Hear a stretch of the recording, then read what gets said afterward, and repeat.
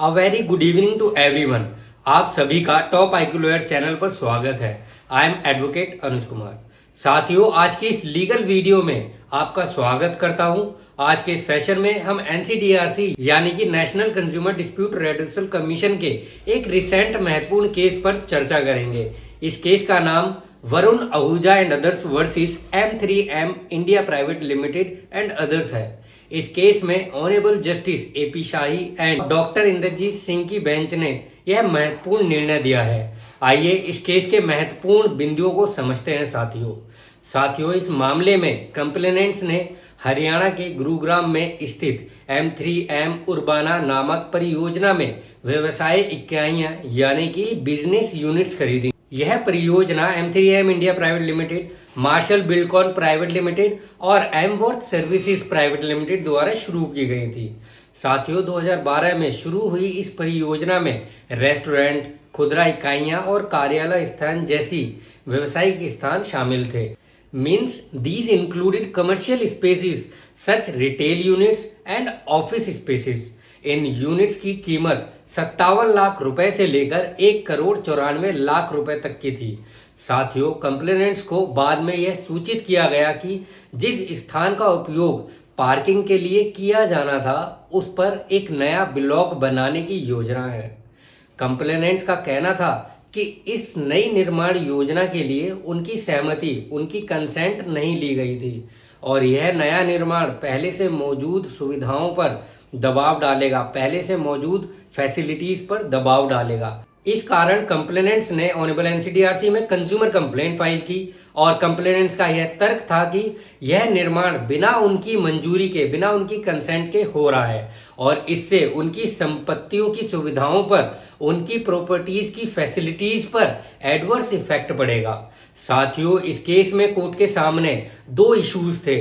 First issues was that क्या complainants उपभोक्ता संरक्षण अधिनियम 2019 मीन्स कंज्यूमर प्रोटेक्शन एक्ट 2019 के तहत उपभोक्ता कंज्यूमर माने जा सकते हैं। And second issues was that क्या कंप्लेनेंट्स द्वारा खरीदी गई यूनिट्स का उद्देश्य व्यवसायिक लाभ अर्जित करना था। साथियों, इस केस में सबसे पहले ऑनरेबल एनसीडीआरसी ने यह स्पष्ट किया कि यह विवाद निर्माण संबंधी कमियों पर आधारित था। Means first of all, Honorable NCDRC clarified that the dispute was based on construction defect और Consumer Protection Act 2019 के तहत दी गई किसी वस्तु से संबंधित नहीं था। और प्रश्न यह था कि क्या इन सेवाओं का उपयोग व्यवसायिक उद्देश्य यानी कि बिजनेस एम लाभ के लिए किया गया था।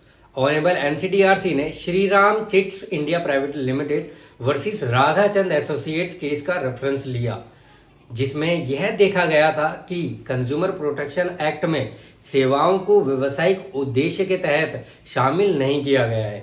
इस केस में यह कहा गया था कि एक लेनदेन को व्यवसायिक बिजनेस माना जाता है जब यह निवेश और मुनाफा कमाने के इरादे से जोड़ा होता है। और साथियों, इस केस में कंप्लेनेंट्स द्वारा यूनिट की खरीद केवल किराया कमाने के उद्देश्य से की गई थी, जो कि एक मुनाफा केंद्रित गतिविधि थी। और साथियों, इस केस में ऑनरेबल एनसीडीआरसी ने Lilavati Kirtilal Mehta medical trust versus unique Shanti developers case का भी हवाला दिया, जिसमें यह कहा गया था कि व्यवसायिक उद्देश्य को परिभाषित करने के लिए कोई सख्त नियम नहीं है, बल्कि यह हर मामले के तथ्यों पर, फैक्ट्स पर निर्भर करता है। साथियों, ऑनरेबल एनसीडीआरसी ने यह माना कि कंप्लेंट्स की गतिविधियों का उद्देश्य व्यवसायिक लाभ अर्जित करना था और इस प्रकार वे उपभोक्ता संरक्षण अधिनियम 2019 के तहत उपभोक्ता यानी कि कंज्यूमर की श्रेणी में नहीं आते, इसलिए शिकायत को खारिज कर दिया गया। It means the honourable NCDRC held that the activities of the complainants were aimed at earning commercial benefits and thus they did not fall in the category of consumer under the Consumer Protection Act 2019.